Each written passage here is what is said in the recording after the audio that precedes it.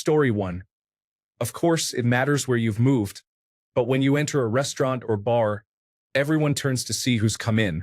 First, it was off-putting, then you realize they're just looking to see if it's someone they know. Story 2. When we moved to our tiny town in northern Pennsylvania, the biggest shock was that absolutely nothing was open past 7 p.m. or on the weekends. The library is only open until 4 p.m. during the week and not at all on the weekend. Story 3. I lived in Vermont for a time, and small-town life required a lot more planning. The grocery store was a 45-minute drive, so if you went once a week and forgot something, you did without it. Four-wheel drive was a must. The people were more friendly and tolerant than I expected. Like the big city, no one really cared what other people did. People in the suburbs seem a lot more conformist than people in the city or in rural areas. Story 4. I was newly divorced and moved from a city to a tiny town near a native reservation to do information technology for the tribe. I figured that there would be a pool of single, early middle-aged people like myself to date. Out of their first marriage but not in their second marriage yet. Wrong. Everyone was married but didn't necessarily live with their spouse. There was a lot of married to one, living with another, paying child support in 3 different directions going on. There was no one to date. Finally, a year later, I woke up and found this nice widower, who had been right under my nose all along, was the man for me. We got together and moved back to the city. He was originally a city boy himself. Oh, and there was a lot of fear of cities. That's what they called Minneapolis St. Paul. The cities. As in, are you going to the cities to do your Christmas shopping? Oh no, I wouldn't dare. They would say, aghast, like it was some Sodom and Gomorrah. Ha ha ha. Story 5. People say hi to you on the sidewalk. The first time it happened, I looked around behind me, thinking it was someone else, but there was only me. So I said, I'm sorry, do I know you? And he was like, no, I was just being friendly. And I felt so bad because, in the city I grew up in, you did not make eye contact with strangers, let alone say anything to them. Story 6. I wouldn't say I lived in a big city, but I lived and grew up near Chicago. We got all their TV and news, etc., but we weren't in what you'd call the suburbs. When I moved with my wife to a rural area, the first thing I recall was people driving by the house and waving at us. I kept asking her, who is that? Because she grew up down here and I thought she knew them. No one waved back home. No one really said hello either. Too much hustle and bustle where I'm from. Things are more laid back here, but there are also fewer opportunities to be had. Story 7. I moved back to Texas from California 15 years ago, and I was shocked at the politeness. When you walk into a store, people said, hello, how are you? And you were expected to stop and answer them before going about your business. You had to say, I'm fine, thank you. How are you doing today? It's a very small town, and I ran into questions like having a police officer asking me where I was from when I reported a weed whacker, lawnmower, and lopper stolen. He said, what is a lopper? Story 8. I actually grew up in a rural area, then lived in the city for a while, then went back to a rural area. The thing that really struck me was how many city dwellers think they have a lot of life experience when they don't. I suppose it's easy to think you've seen things when you've never been anywhere else to compare. I say this came as a shock because I never really noticed it before I spent some productive years in the city. Story 9. I didn't grow up in a big city, but I lived 2 hours from New York City, Boston, and Providence, so there was a lot of big city influence in my area. I moved from New England to a very rural and conservative county located in western Kentucky. This was September 2019. Things got weird after that. What shocked me was how uptight folks were, including the family I was staying with while I got myself situated. The Southern hospitality was refreshing, but I had a hard time trusting people once the Southern Belle mask came off. I felt I had to be careful about sharing my progressive views. I couldn't be my true self because eyes full of judgment would lock onto me. During a staff holiday party, our marketing manager, who was also a local pastor, was capturing short videos to post on our company's Instagram. I did a very simple, subtle shimmy and instantly got told to tone it down a bit. I felt a part of my soul shrink at that moment.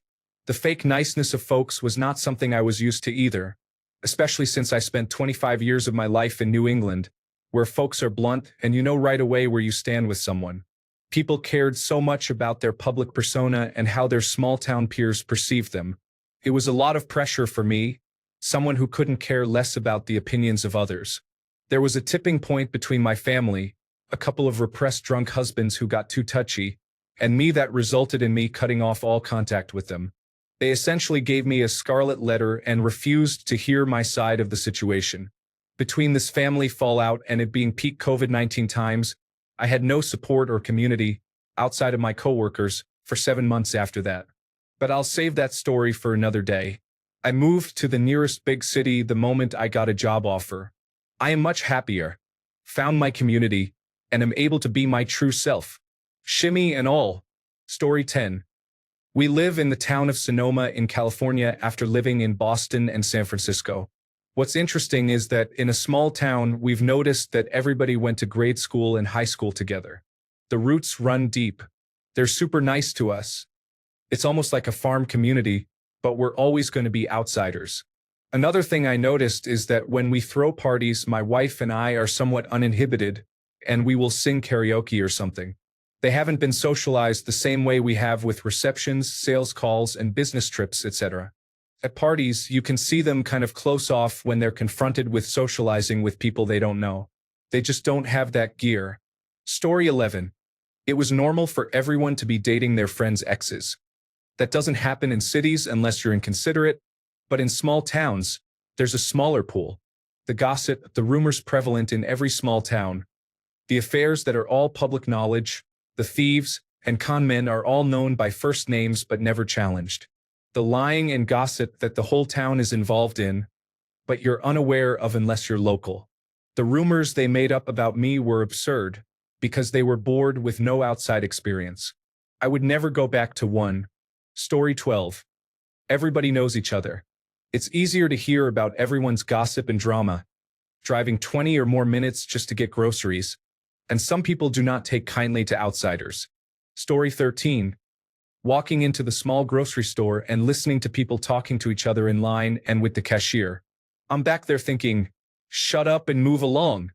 19 years later, and I'm one of those people.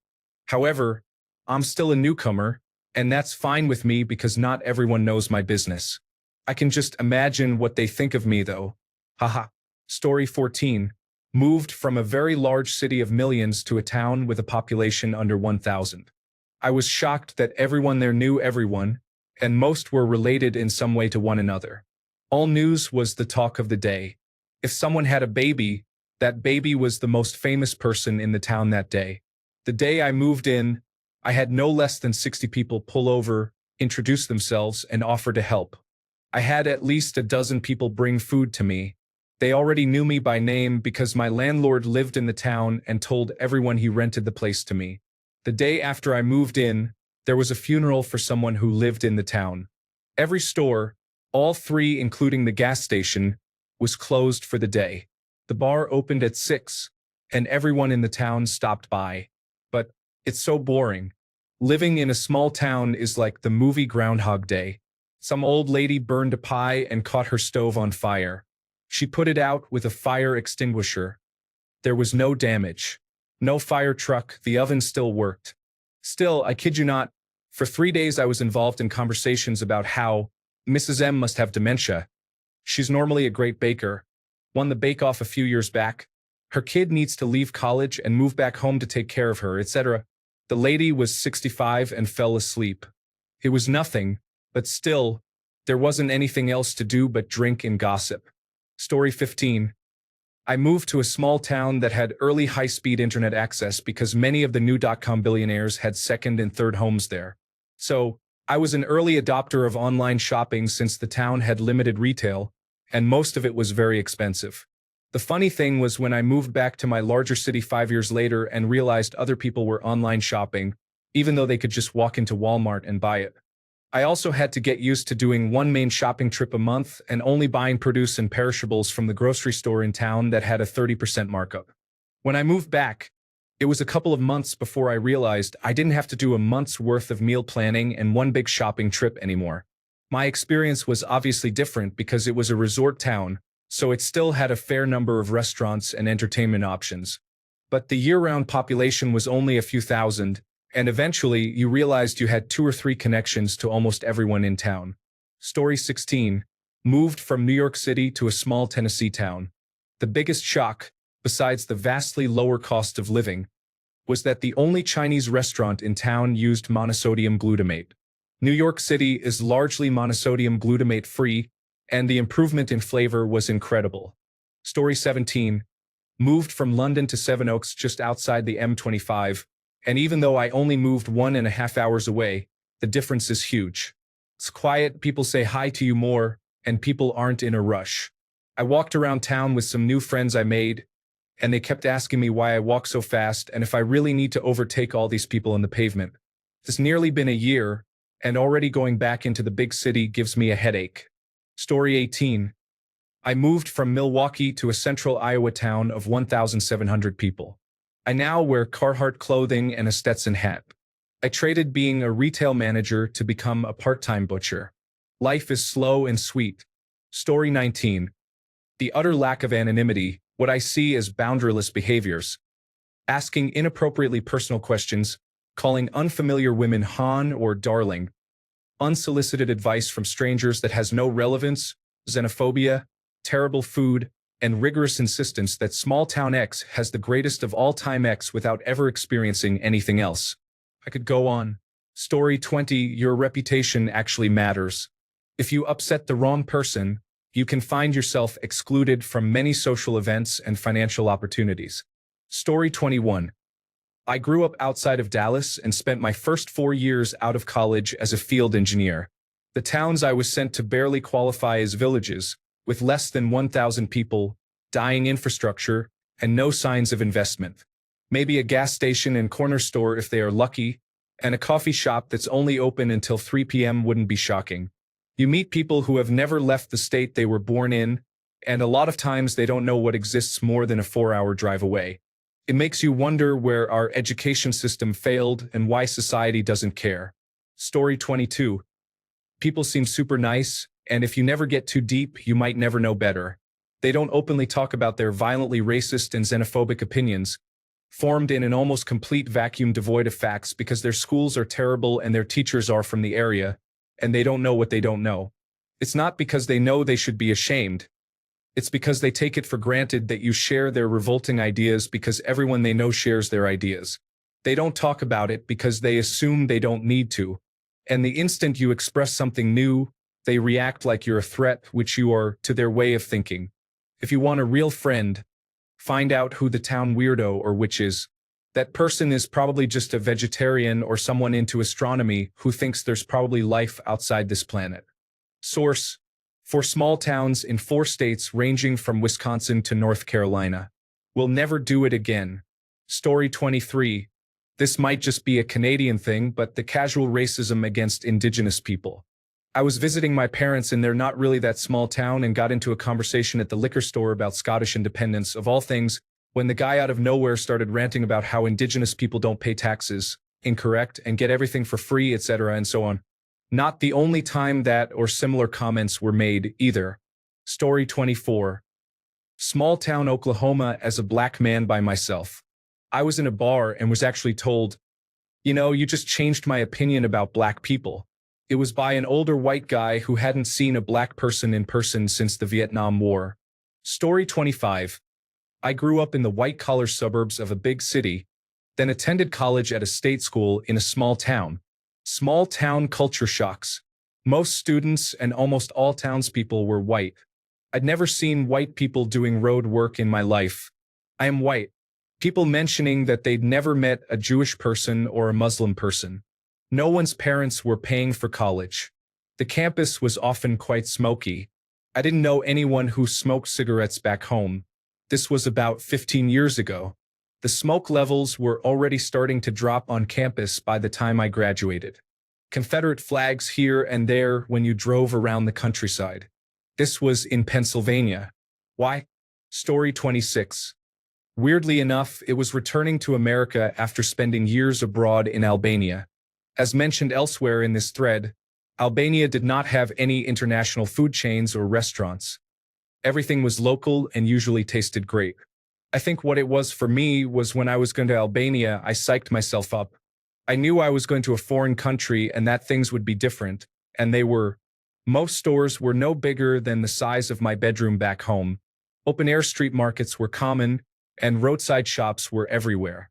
Most people did not own vehicles and walked or relied on public transportation. But when I returned to America, I was just going home and did not really think about it much. But after several years, it was weird. The day after returning home, we went to a Costco.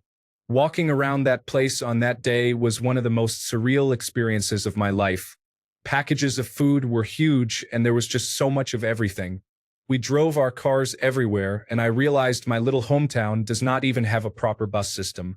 That was easily my biggest culture shock, and it was about my own.